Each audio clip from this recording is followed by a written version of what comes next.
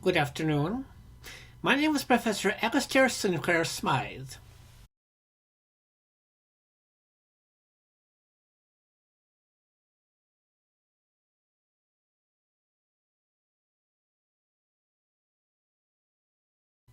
Eleanor Shellstrop, a woman from Arizona, unexpectedly dies and awakens in the good place, the equivalent of heaven.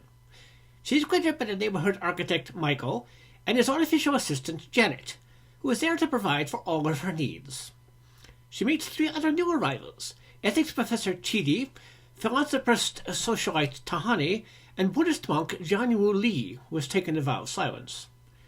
But they and the setting are not what they appear to be, and if they do ultimately manage to achieve true paradise, their troubles may still not be over.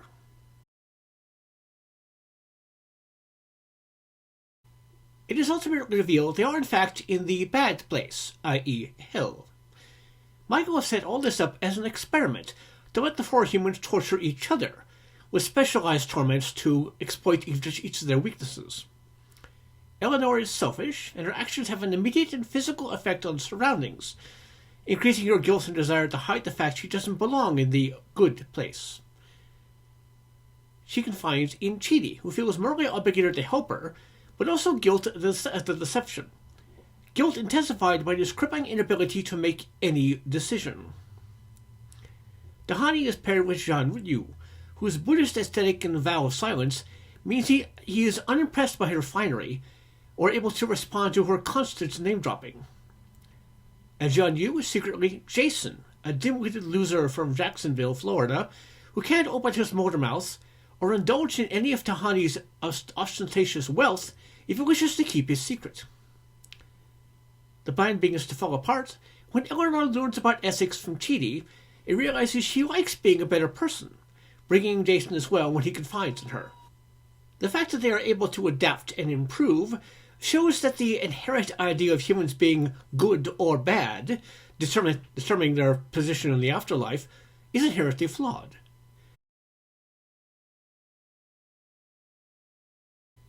Ultimately, Eleanor is able to figure out the true situation, and Michael decides to reboot everything, erasing the memories and starting again from scratch. He does this several hundred times, each time Eleanor manages to figure it out, and each time he has to start again. And the four humans continue to improve each time despite having lost their memories. Michael was shocked at this. He assumed humans were static, incapable of growth after death. He begins to see humans are innovative and clever, far beyond the stagnant by-the-book existence of the afterlife entities. And when he is blackmailed by one of his subordinate demons, lest he be revealed as having rebooted many more times than he had initially been allowed to, he turns to the demons for help, provided he takes ethic lessons from Chidi as well. He'd seen them initially as just part of the experiment, but had been just as changed by his interactions with them. None of the afterlife beings are inherently good or bad, they just perform their duties. Good or evil is after all a matter of intent. Interaction with the humans made Michael realize there was more to existence than just corkscrewing eyeballs, and this perspective enables him to take point to lead the human cause.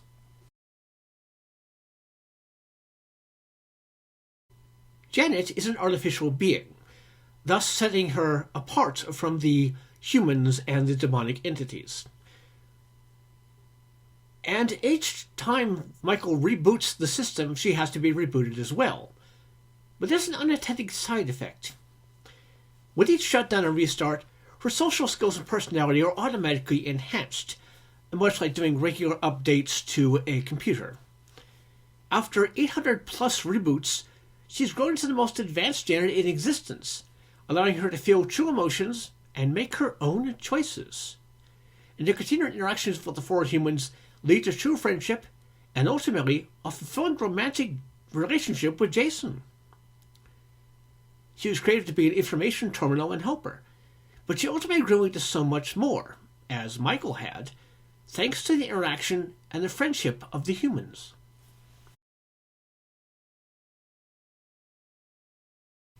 Michael's change of heart is foreshadowed by the existence of Mindy St. Clair, an 80s woman who was given her own spot in the afterlife.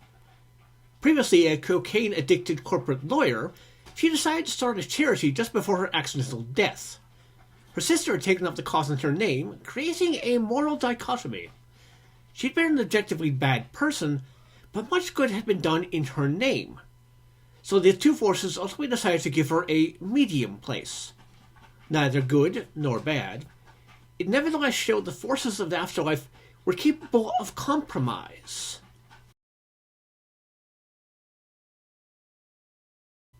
The point system that determines the ultimate fate of humans on Earth is revealed to be somewhat flawed.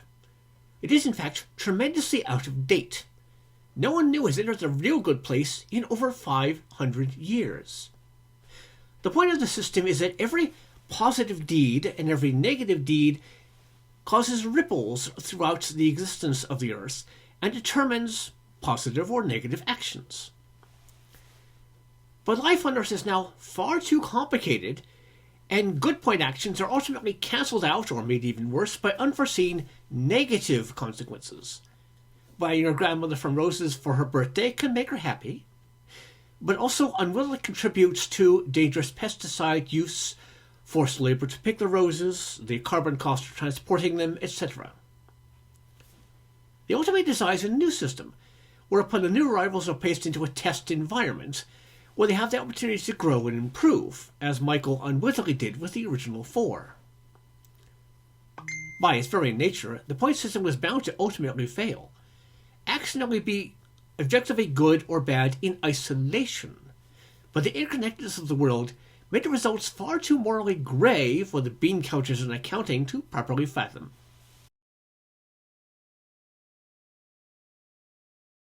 For their actions, they are allowed to forego their own testing process, or are allowed to go to the real good place, a true paradise.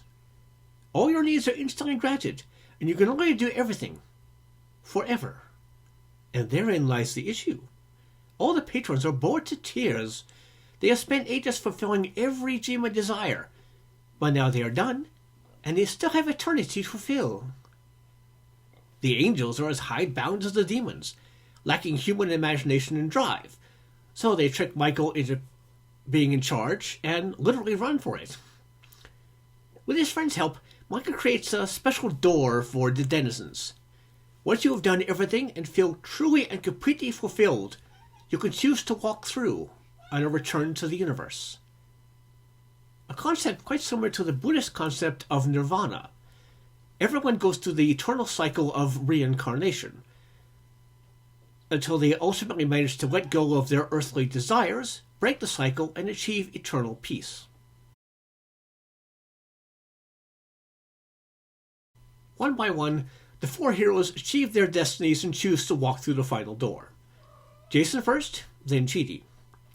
Tahani chooses to remain, becoming an afterlife architect, denying her own personal apotheosis to aid others. And once Eleanor helps Michael achieve his dream of a real human life on Earth, and convinces Mindy St. Clair to leave her humdrum medium existence and take the afterlife test herself, she steps through. Her soul fragments hit the myriad sparks spreading across the universe, and when they touch someone, they encourage them to be just a little bit better. And in so doing, they impart the essence of the lessons they learned on their journey. Eleanor's spark urges someone to commit an unselfish act. Chidi's might have sparked a desire to be more decisive, Jason to be thoughtful and less impulsive, and possibly a love for jalapeno poppers. The show is about choice.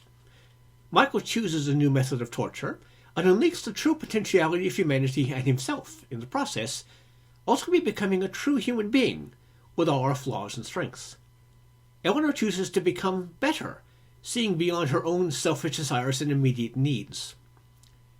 Chidi manages to decisively make his own decisions for his life, instead of weighing every option as a distraction and never getting anything done, and incidentally being sent to the bad place, as these actions had caused everyone around him to become just as miserable.